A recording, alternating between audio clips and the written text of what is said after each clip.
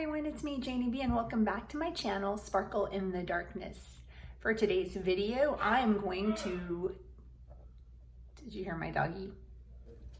Yeah. I have a little monster of my own. Anyway, sorry about that. I'm going to be getting in my comfy PJs and watching The Wailing and then coming back to share my views on it. So, Jake, this is for you. Getting in the PJs, watching The Wailing, coming back with my thoughts. See you soon. Okay, so I'm back.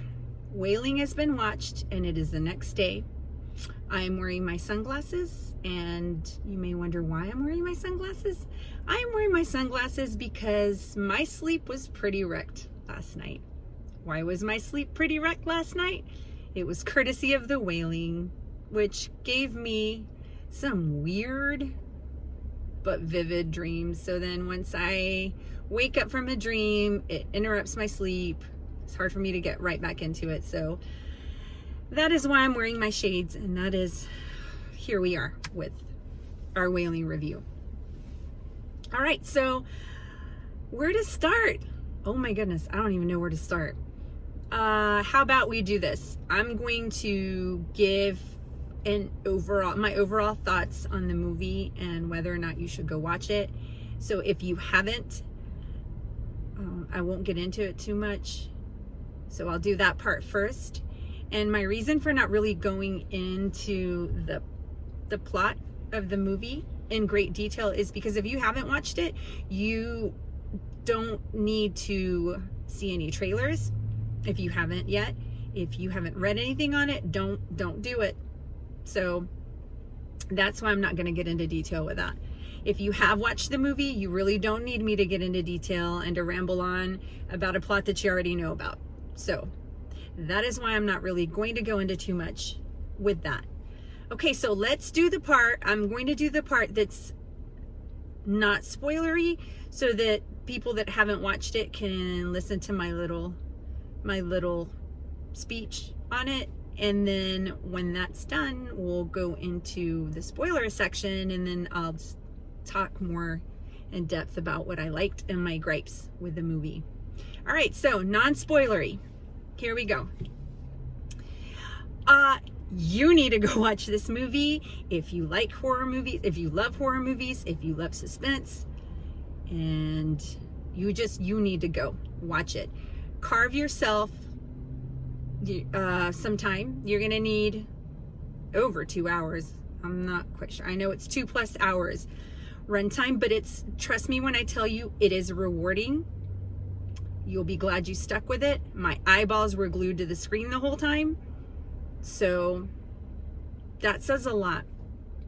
It was an amazing movie with so much packed into it. And I know that it seems like a long movie because of its runtime, but if you think about how much was packed into it, I think it was an appropriate amount of time for a movie.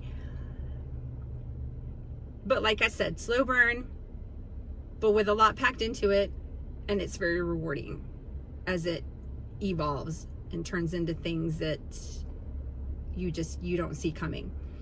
So that's pretty much it as far as the non-spoilery. So if you haven't watched it, go watch it. All you need to know is that this is a movie about a village that is plagued with death and disease, and the people that live in the village are suspecting and speculating on all of this, resting on the new arrival of a mysterious Japanese man. So that's pretty much it. Just go watch it. All this is happening in the village. They think it's the Japanese gentleman that has come to the village because that's when everything started going down. And you will follow Zhang-gu, which is he's a police officer, main character. So you'll be following this story with him. So you'll kind of be in his shoes as he goes through and investigates and finds out what is going on. Go watch it if you haven't. All right. moving on to the spoilery section. So if you haven't watched it, turn this video off, go watch it, or plan a time to go watch it. All right? And I will see you soon. Okay, spoilery parts. Oh, wow. Okay, first of all, did this movie have subliminal messages? I'm thinking maybe it did, because it got under my skin and it stuck in my brain, and then my brain just decided to replay all this when I was trying to sleep last night. So yeah, and believe me, I am not faint of heart. You know me. Well, those of you, sorry, you're just getting to know me. I am a big horror fan, so it takes quite a bit to, I don't want to say rattle me, but to get under my skin. And this movie did. And the thing is, I didn't really realize that it was getting under my skin until after I watched it. And I guess my mind had time to process it, if that makes sense. So, very effective movie if it's able to do that. It was amazing. Like, I'm ready to rewatch it again, and I'm probably going to have to rewatch it a few times to really like let some of the things sink in, and to catch some things that I'm sure I didn't catch on the first go round. I think it's really the mark of a good movie when you have so much speculation and theories out there floating around about the movie. People are discussing, or were when it came out, when it was released, and people were watching it. They've been discussing this movie. They've had different theories, and I just think, wow, that's pretty cool for a movie to be able to incite all of that discussion among people. So, oh my goodness, just so much. All right, let's get into the stuff that I loved. Oh my goodness, what's not to love? It was really cool that there was so much packed into this movie as far as like genres, subgenres. I mean, you had homicidal maniac, you had zombies, you had possession, paranormal occurrences, and sorry, thought I saw someone I knew. See, I'm seeing things. Okay, paranormal occurrences, rituals. I mean, it went on and on, even some drama and even some humor. And I don't know if it's my sense of humor that maybe other people wouldn't think, wouldn't understand, but there was some of the dialogue was humorous. I wish I would have had a camera to film my reaction and the reaction of the people in my house that decided to watch this movie with me, because that in itself would have been very entertaining. It just, what a ride. It had all those genres into it, folded into it, and the plot just kept evolving and going on, and I just didn't know what direction it was going to take in. I couldn't even make any guesses because I didn't know what was going to happen next. And yeah, even like towards the last part of it, I'm not knowing who to trust. Usually I can figure out, oh, it's like the non-obvious person, but no, it was first, do we trust the ghost lady, or no, wait a minute, it was the Japanese man. Oh no, the Japanese man was really trying to help ward away the evil spirit that was a ghost lady.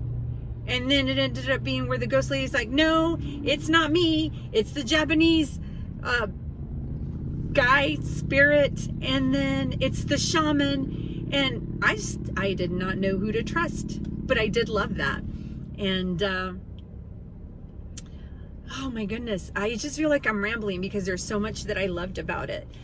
One sequence that really stuck with me, and I'm sorry, maybe it wasn't funny, but the sequence where they were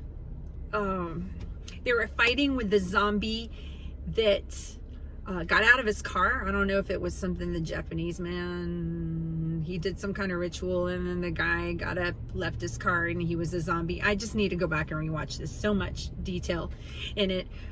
but they were fighting with this zombie and they kept hitting it, and we're over here yelling, hit it in the head, because you know it's a zombie rule, you have to hit it in the head. And then you would hit it in the head, they would hit it in the head, and he just kept coming at them. He kept on going and going. That sequence was epic. I love that so much. So that's one that really stuck out with me. The acting in this film was amazing. Jean-Gu, I hope I'm not butchering his name. The father, the police officer, he was amazing. He started off as meh, and then he just evolved along with the story, and we're right there with him as he's deteriorating and at the end of his rope. I mean, he's desperate towards the end, not knowing what to do to save his daughter. So I thought that was some superb acting. His daughter, Hyojin, I hope I said that right too. Wow, this little girl, so much talent and some serious acting chops for such a little person. She was amazing. And this whole possession thing that she had going on, to me, was even scarier than, I mean, you've got The Exorcist and it was scary, but it was scarier to me than that, because she didn't rely on the whole head spinning to convince us that she was possessed. We didn't have the head spinning or the levitating. I mean, it was just all her. Other than her having the lesions and the stuff on her body, it was all her acting, and I was convinced. So yeah, the acting, Jean-Gu and Hyojin, the police officer, and his daughter, amazing with the acting. Okay, so you know I love this movie. I'm sure there are so many more likes to it, or likes that I have, and I'm probably even forgetting to mention. Those were just the ones that really jumped out at me and stick out in my mind. Gripes. I didn't really have too much to gripe about with it. My only problems were, and these are just all due to personal preference, I could have done without the presence, the person, the creature in the woods that was sucking on the deer carcass. He had the red glowing eyes, and I wasn't really a fan of that. I think that it was scary enough in itself. I mean, you see this guy in the middle of the woods and he's sucking on a deer carcass. You don't need the red glowing eyes to scare me. So I think we could have done without that. In fact, I think that not having that probably would have made it even creepier. So that was my one tiny gripe. But like I said, that's personal preference. My second one is the dog. And I get it. He was going to kill Jean-Gu and his posse. And so he had to kill him, and I understand it was him or the dog, and by that time he was desperate.